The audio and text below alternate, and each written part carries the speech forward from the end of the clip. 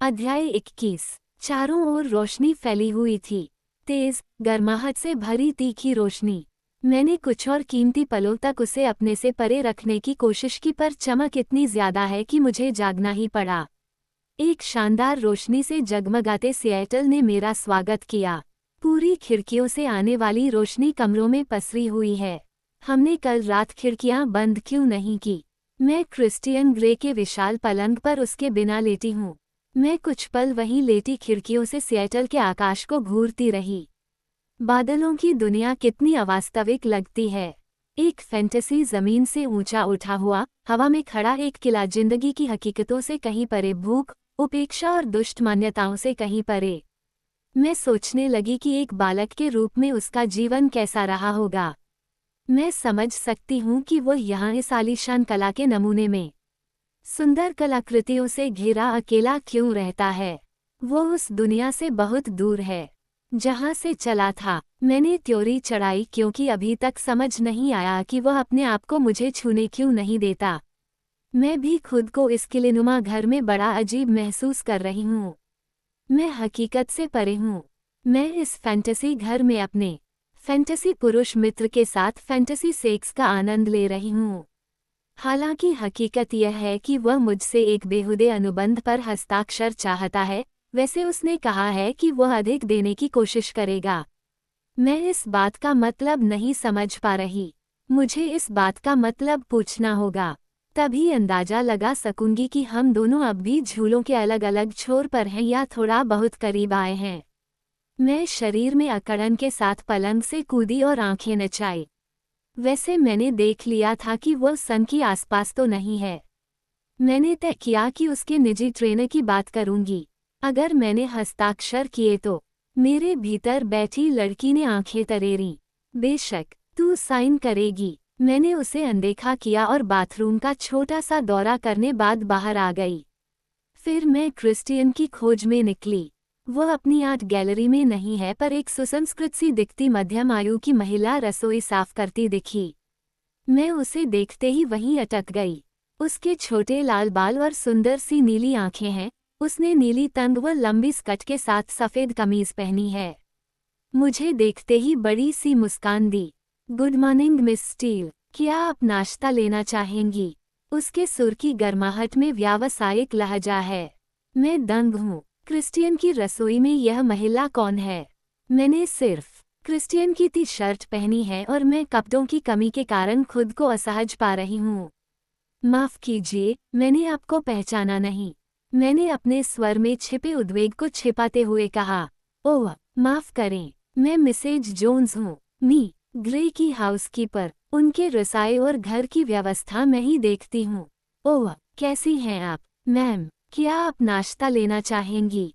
Ma'am थोड़ी चाय चलेगी, थैंक्स। क्या आपको पता है कि मी ग्रे कहाँ है? वे स्टडी में हैं। धन्यवाद। मैं डरते डरते उसी ओर चल दी। क्रिस्टियन भूरे बालों वाली आकर्षक औरतों को ही काम पर क्यों रखता है? मेरे दिमाग में जाने क्या क्या घूमने लगा। क्या वे सब उसकी पुरानी सेक्स गुलाम हैं? मैंने इस सोच को परे झटकने में ही भलाई समझी। दरवाजे में धीरे से झांककर देखा तो वह खिड़की की ओर मुंह किए हाथ में फोन लिए खड़ा था। काली पैंट और सफ़ेद कमीज पहने क्रिस्टियन के बाल अभी गीले हैं। शायद कुछ देर पहले ही नहाया होगा। मैं अपनी नकारात्मक सोच से बुरी तरह हिली पड़ी हूँ।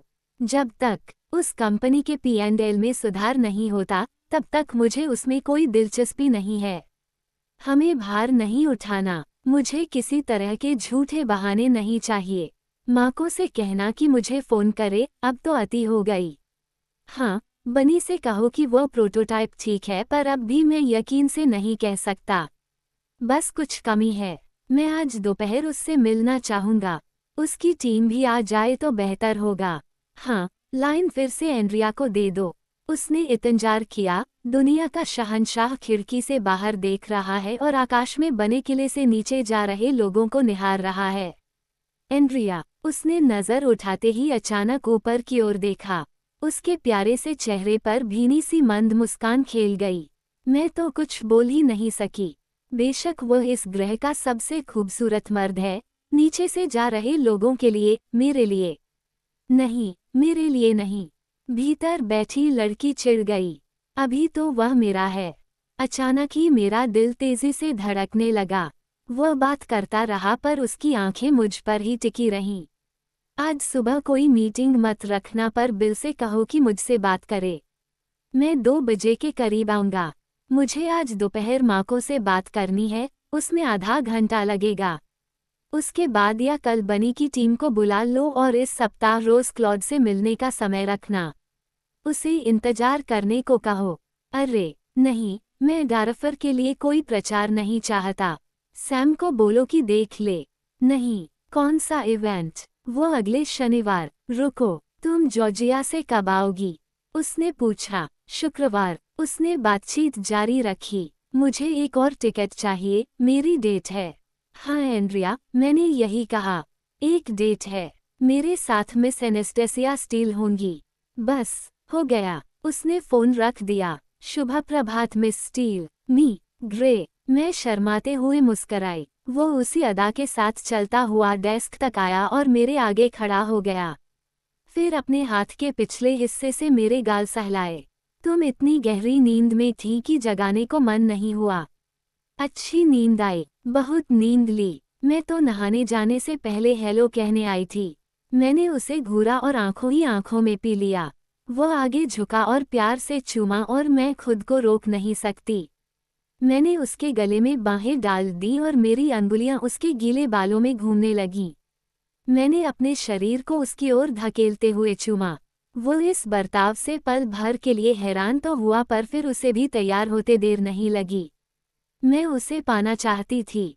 हम दोनों ने गहरे आवेग से भरा चुंबन लिया। हमारी जीभें आपस में टकराए और उसकी आंखें मुंद गई। लगता है कि नींद ज्यादा ही अच्छी हो गई। यहाँ से जाओ वरना इसी डेस्क पर मुझे मजबूरन। उसने कहा। मैं तो डेस्क के लिए तैयार है। मैंने हौले से कहा और पूरे शरीर में सरसराती चाह को महसूस किया। उसने मुझे एक पल से भी कम समय के लिए घूरा। मिस स्टील, लगता है कि आप यहाँ का भी स्वाद लेना चाहती हैं। तुम तो दिन ब दिन अधीर होती जा रही हो। मैं तो सिर्फ तुम्हारा ही स्वाद चखना चाहती हूँ। मुझे कोई और दिलचस्पी नहीं है। ओह, केवल मैं। वो इन शब्दों से झूम उठा और एक ही झटके में डेस्क का सारा सामान नीचे धकेल दिया। मुझे अपनी बाहों में उठाया और डेस्क पर लिटा दिया। जो चाहोगी तुम्हें मिलेगा। यही चाहती हो तो बंदा हाजिर है। और फिर उसे अपना जिरह बख्तर पहनकर मैदान में आने में देर नहीं लगी। अगले ही पल हम उस सफ़र पर निकल पड़े, जिसकी मंजिल पर पहुंचने के बाद मुझे अपनी भी सुध नहीं रहती थी। उसकी जुनून और अधिकार भाव से भरी आंखें मुझ पर ही टिकी थीं। बेशक ये प्यार नहीं था, ये जिस्मों का नाता था। मैंने अपनी आंखें बंद की ताकि सुख की उस चरम सीमा तक जा सके, जहां देह का रोम रोम तृप्त हो जाता है। उसने प्रक्रिया पूरी होते ही मुंह से आह निकाली और मैं भी उस बिंदु को छूकर लौट आई। मानो मैंने सूरज को छुआ हो और झुलसकर धरती पर आ गिरी। वो एक ही झटके में मुझसे अलग हो गया, लेकिन मुझे खुद को संभालने में समय लगा। हद है, इना तुम मेरे साथ यह कर क्या रही हो? उसने हौंफते हुए मेरी गर्दन से अपनी नाक रगड़ी। मैंने उसके आसपास अपनी टांगों का घेरा कस दिया।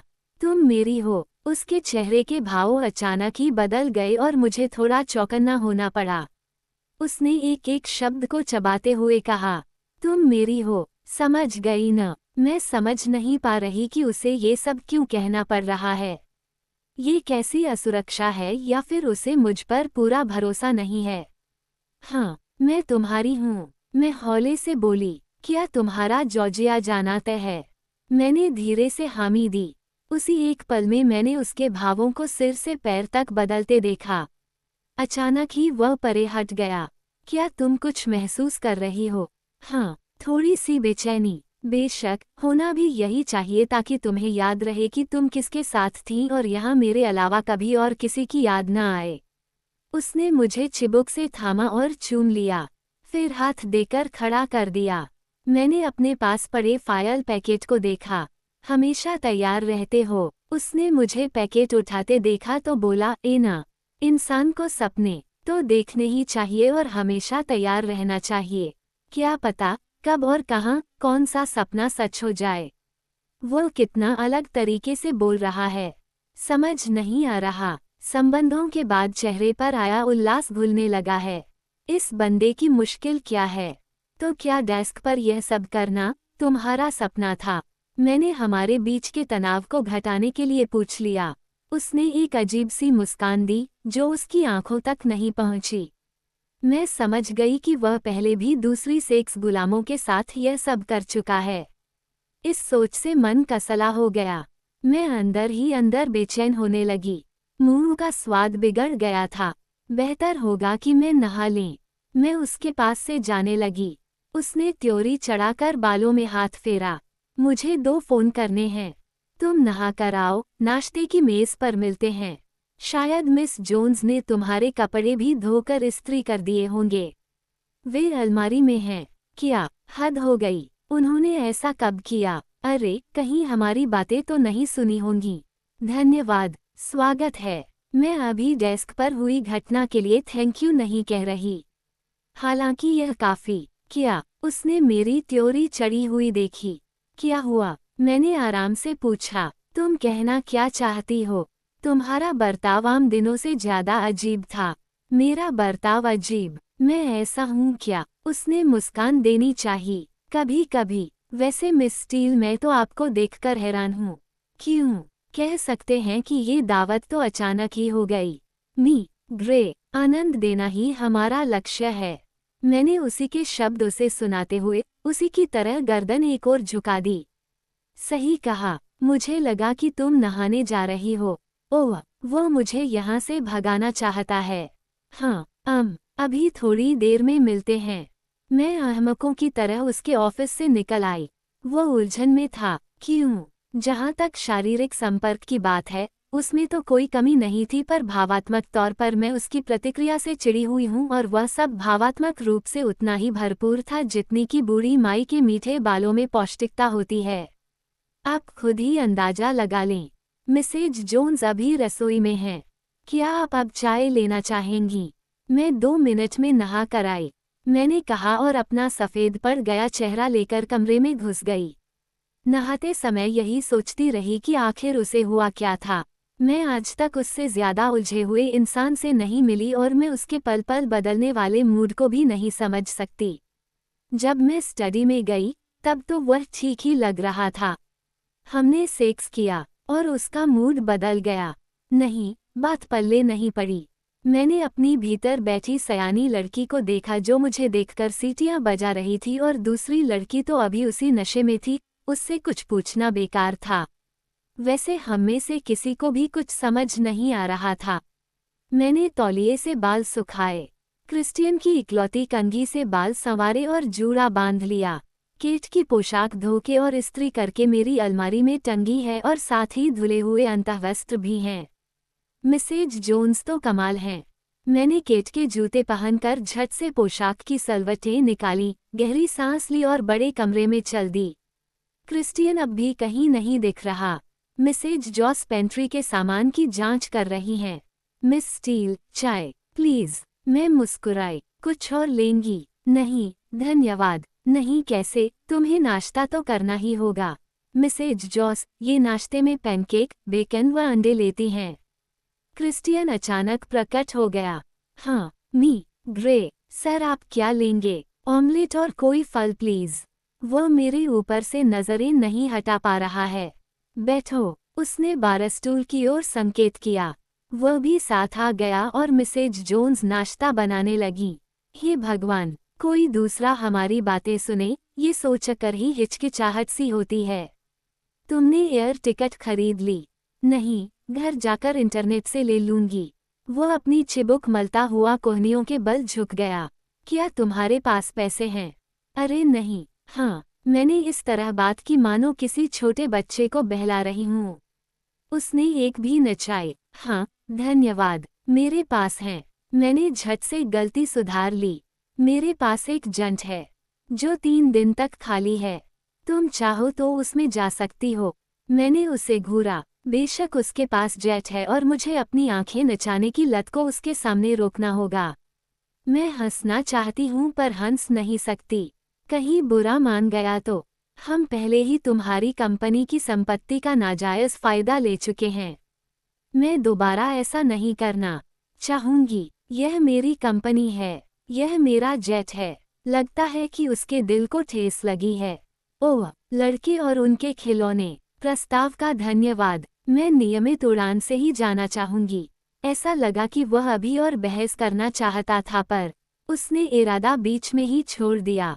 जैसा तुम चाहो, उसने आह भरी। क्या तुमने इंटरव्यू के लिए इतनी तैयारी की है? नहीं। अच्छा, अब भी नहीं बताने जा रही कि कौन से प्रकाशन गृह में जा रही हो? नहीं। उसके होठों पर एक जबरन मुस्कान आ गई। मिस स्टील, मुझे पता लगाने के सभी जुगाड़ आते हैं। मी ग्रे, मैं अच्छी तरह जानती हूँ। क्या आप मेरा फ़ोन ट्रैक करने वाले हैं? मैंने भोलेपन से पूछा। दरअसल आज दोपहर बिजी हूँ, इसलिए किसी और को ये काम दूंगा। क्या वह मजाक कर रहा है? अच्छा, इस काम के लिए बंदा रखोगे तो इसका मतलब है कि तुम्हारी कंपनी में कर्मचारियों की संख्या काफ़ी ज़्यादा है। मैं मानव संसाधन प्रमुख को एक मेल करूंगा और वह सब पता लगा लेगी। उसने बमुश्किल अपनी हंसी रोकी। ओह, शुक्र है, इसकी हंसी तो लौटी। मिसेज जॉस ने नाश्ता रखा तो हम कुछ पल तक चुपचाप खाते रहे। वे पेन खाली करते ही वहां से निकल गई। मैंने उन्हें कनखियों से जाते देखा।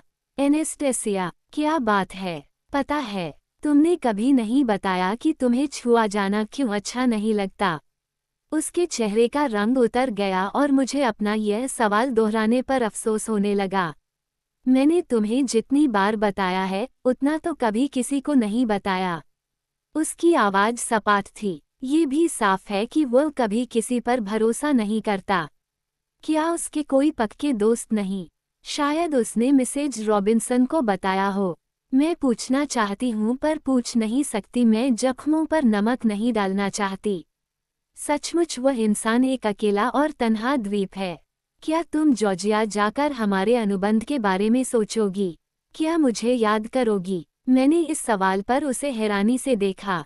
हाँ, मैंने पूरी ईमानदारी से जवाब दिया।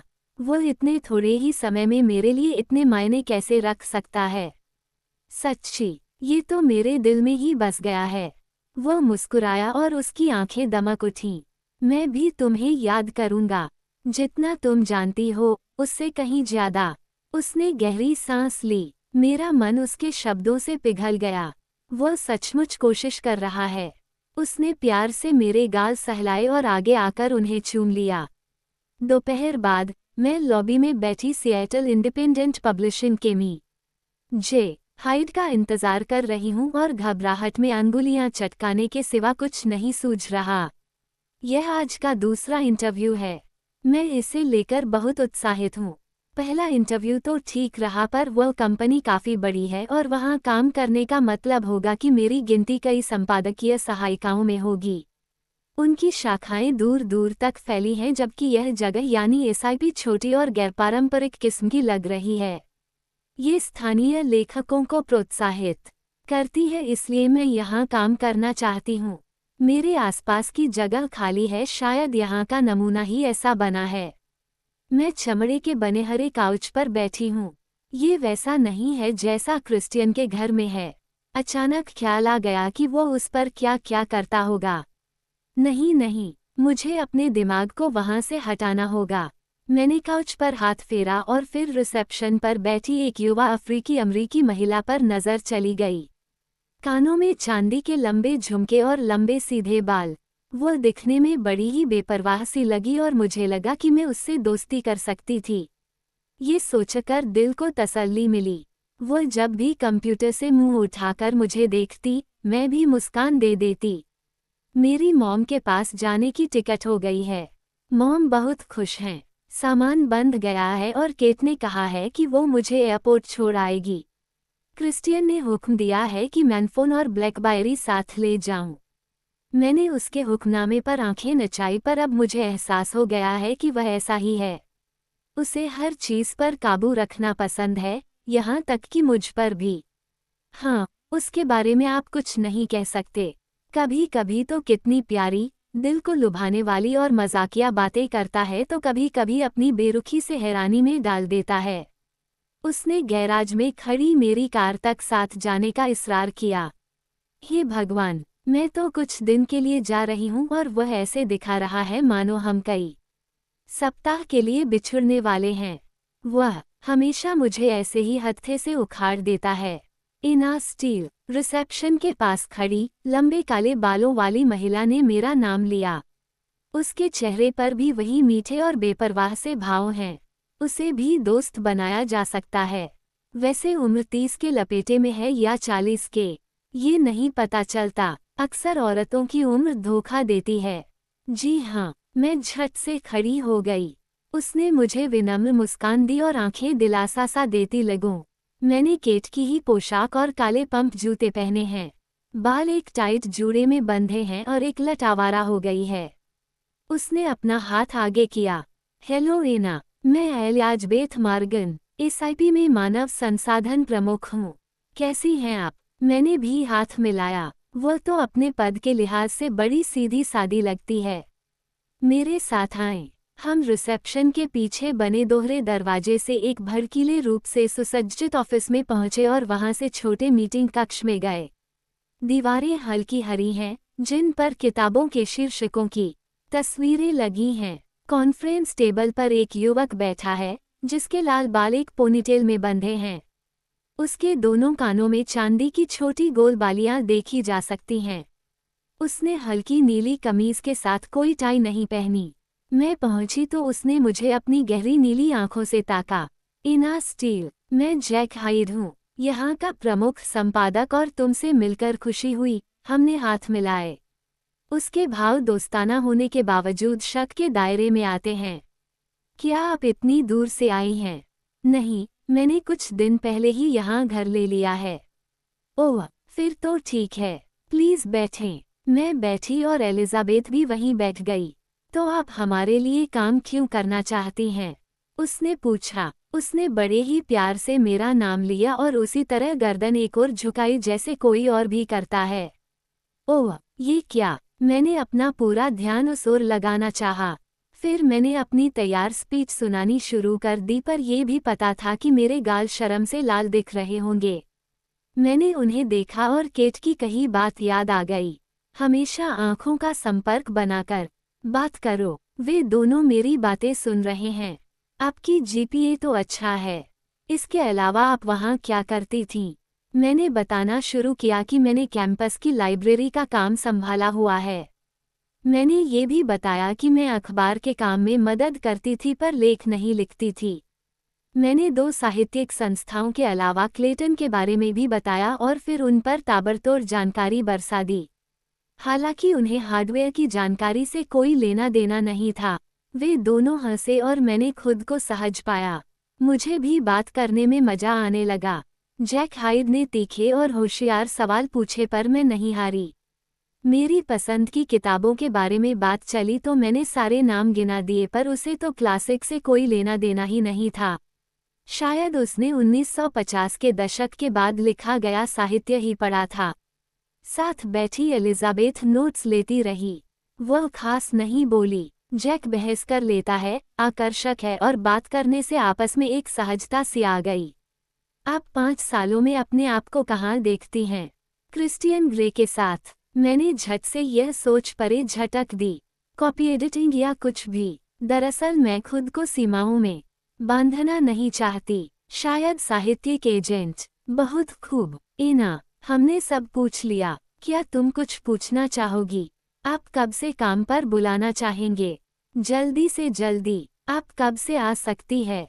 अगले सप्ताह से। ठीक रहेगा, जैक ने कहा। बस हो गया, आज का इंटरव्यू पूरा हुआ। इना, तुमसे मिलकर अच्छा लगा। हाइड ने हाथ मिलाया और हल्का सा दबा भी दिया। पता नहीं क्यों मैं कार की ओर चल दी। इंटरव्यू तो अच्छा ही हुआ, पर कुछ कह नहीं सकते। मुझे इंतजार करना होगा। मैं ऑडी में बैठकर चल दी। मेरी उड़ान रात 11:15 पर है, इसलिए मेरे पास काफी वक्त है। केट रसोई का सामान लगा रही थी। कैसा रहा? उसने पूछा। खुली कमीजें, फटी जीन्स और सिर पर नीले रंग का कपड़ा। बस केट ही ऐसे सुंदर लग सकती है। उद्धरण चिन्ह। केट, वैसे कह नहीं सकती, ये कपड़े दूसरे इंटरव्यू के हिसाब से ठीक नहीं थे। वहाँ थोड़ा अनौपचारिक माहौल था। केट ने भान नचाई। तू और बोहेमियन लुक। उसने गर्दन एक और झुकाए। जिसे देखो मुझे उसकी याद दिलाता रहता है। इना, तू तो उस रूप में भी सजेगी। मुझे दूसरी जगह पसंद है, शायद बात बन जाए। जिसने इंटरव्यू लिया था, वह लड़का। मैं बोलते बोलते चुप लगा गई। मुझे भूलना नहीं चाहिए कि कैथरीन किसी मेगाफोन से कम नहीं। वह एक राडार की तरह आसपास की हर जानकारी बटोरना जानती है और फिर मुझे हतप्रभ कर देती है। उसने डिनर में क्या किया था? तुम क्रिस्टियन से पंगे क्यों लेती रहती हो? डिनर के समय जोस की बात क्यों की? तुम जानती हो कि वह जलनखोर है। पता है इससे कोई भला नहीं होगा। देख, अगर वह इलियट का भाई न होता तो मैं और भी बुरा बोलती। मैं तो इसलिए उसे जला रही थी ताकि वह तेरी ओर खींच सके। उसने हाथ खड़े कर दिए। अगर तुझे लगता है कि मुझे दखल नहीं देना चाहिए तो मैं नहीं दूंगी। अच्छा, वैसे तुझे बता दूं कि उसके साथ से मेरी जिंदगी वैसे ही बहुत उलझी पड़ी है। इना, तू ठीक तो है न? तुम कहीं जान बचाने के लिए मॉम के पास नहीं जा रही? मैं घबरा गई। नहीं केट, तुमने ही तो कहा था कि मुझे ब्रेक लेना चाहिए। वह पास आए और हाथ थाम लिए। अरे ये क्या? केट तो कभी ऐसा नहीं करती। आंसू छलकने को हैं। पता नहीं, तू अलग सी लग रही है। उम्मीद करती हूँ कि तू ठीक है। उस पैसे वाले कमीने के साथ तेरी जो भी परेशानी चल रही है, तू मुझसे बात कर सकती है। मैं कोशिश करूंगी कि उससे पंगा न लूं। वैसे बंदा बड़ा टेढ़ा है।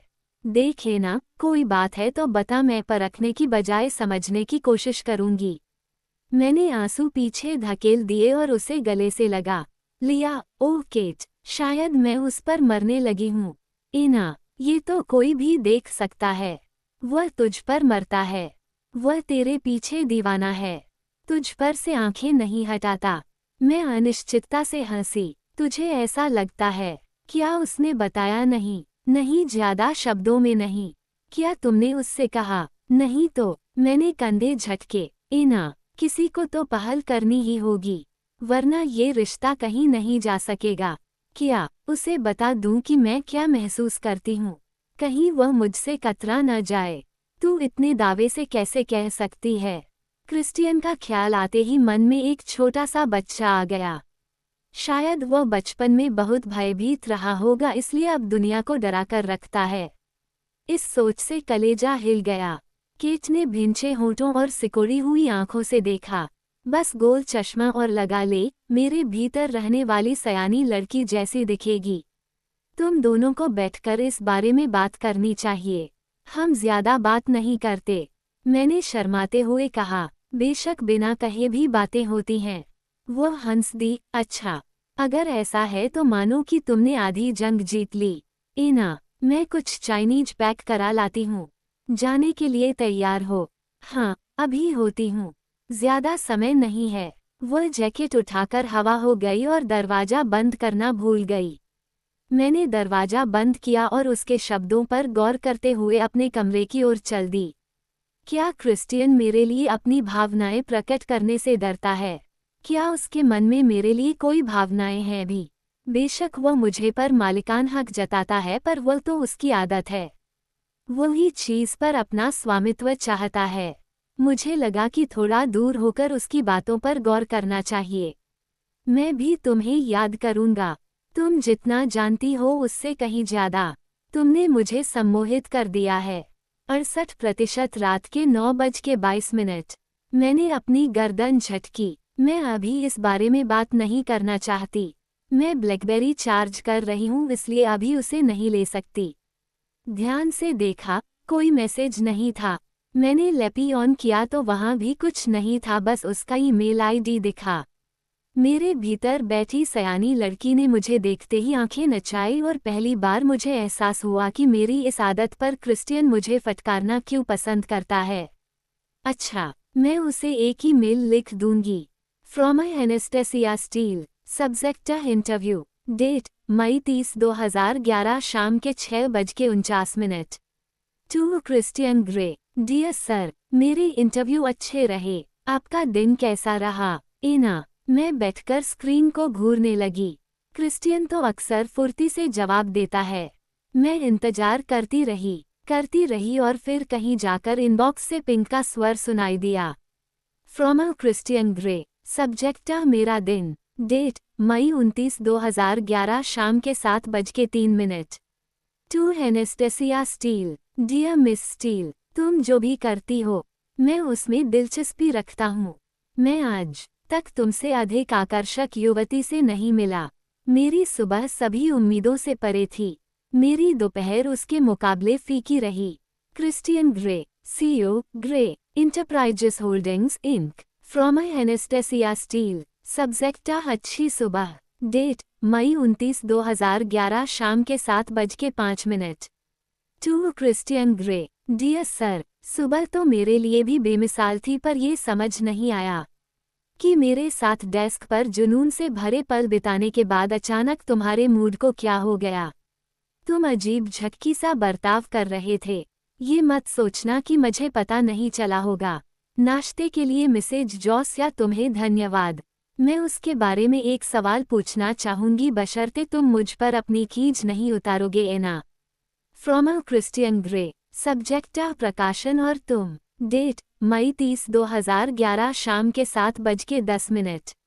टू एनेस्टेसिया स्टील, झटकी, तुम प्रकाशन गृह में काम करने जा रही हो। कम से कम अच्छे शब्दों का चुनाव करना तो सीखो और मिसेज जॉस के बारे में क्या जानना चाहती हो मैं भी सुनना चाहता हूँ। Christian Grey, CEO, Grey enterprises holdings inc, from Anastasia Steele, subject तुम और मिसेज जॉस, डेटा मई 30, 2011 शाम के 7:17। To Christian Grey, dear sir, भाषा अक्सर इसी तरह रंग बदलती रहती है। ये कहीं हाथी दांत से बने महल दो महलों में कला का नमूना बनी टंगी नहीं रहती और हेलीपैड वाली छत से सारे सिएटल को नहीं निहारती रहती। वैसे आपको मेरे शब्दों के चुनाव पर ऐतराज क्यों है? दरअसल आप जिस दुनिया से हैं उसके बारे में मेरा अनुभव अभी सीमित है। यही वजह है कि आपको मेरे शब्द अजीब लगते हैं। क्या मिसेज जोन्स आपकी पुरानी सेक्स गुलामों में से हैं? इना, from a Christian Grey, subject भाषा, जुबान संभाल कर, डेट मई 30, 2011 शाम के 7:22। To Anastasia steel, Mrs Jos मेरी एक वफादार कर्मचारी हैं। मैंने आज तक उनसे केवल व्यावसायिक संबंध रखे हैं। मैं अपने साथ शारीरिक संबंध रखने वाली किसी भी लड़की को अपने यहाँ काम पर नहीं रखता। बेशक तुम इसका अपवाद हो क्योंकि मैंने देखा है कि तुम कितनी खूबसूरती से सौदेबाजी कर लेती हो। हालांकि अगर तुमने अपनी जुबान पर काबू न रखा तो मुझे इस बारे में फिर से सोचना होगा। मुझे खुशी है कि तुम्हारा अनुभव सीमित है। यह मुझ तक ही सीमित रहे तो बेहतर होगा। वैसे तुम्हारे साथ होता हूँ तो ये समझ नहीं आता कि तुम मेरी किसी बात की तारीफ कर रही या ताना कस रही हो। Christian Grey, CEO, Grey enterprises holdings inc, from Anastasia Steele, subject एक साथ काम कभी नहीं, डेट मई 30, 2011 शाम के 7:27। To Christian Grey, dear me Grey, शायद मैंने आपको पहले ही बता दिया है कि मैं आपकी कंपनी में काम नहीं करना चाहती। इस बारे में मेरी सोच न तो बदली है और न ही बदलेगी। मैं चलती हूँ। केट खाना लेकर आ गई है। शुभरात्रि। मैं जॉर्जिया जाकर तुमसे बात करूंगी। Ana, from a Christian Grey, subject शुभकामनाएं, डेट मई 30, 2011 शाम के 7:29। To Anastasia Steele, good night Ana, उम्मीद करता हूँ कि तुम्हारी उड़ान सुरक्षित रहेगी। Christian Grey, CEO, Grey enterprises holdings Inc. Kate और मैं सी टेक एयरपोर्ट पर पहुंचे और उसने आगे झुककर मुझे गले से लगाया।